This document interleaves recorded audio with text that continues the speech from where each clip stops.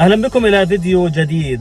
الوزراء ورؤساء الوزراء في بريطانيا يتهافتون على الوظائف في الخليج ويحلمون بعقد عمل في دول الخليج.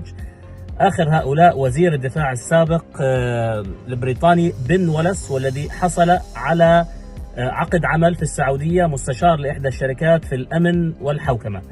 وزير الدفاع هذا وقع مع السعودية اتفاقية تعاون دفاعي قبل مغادرته، يعني في آخر أيامه.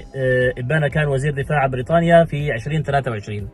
بعد ما وقع هذه الاتفاقية مباشرة استقال، ثم ذهب للعمل في السعودية في شركة خاصة. انتقادات طبعا وفق الجارديان لتعيين وزراء ورؤساء وزراء في شركات أو في جامعات خليجية، وتساؤلات عن تضارب المصالح. الحقيقة بن ولس قال أنه يريد أن يركز على حياته الخاصة، وبأنه حصل على عقد لا يمكن رفضه.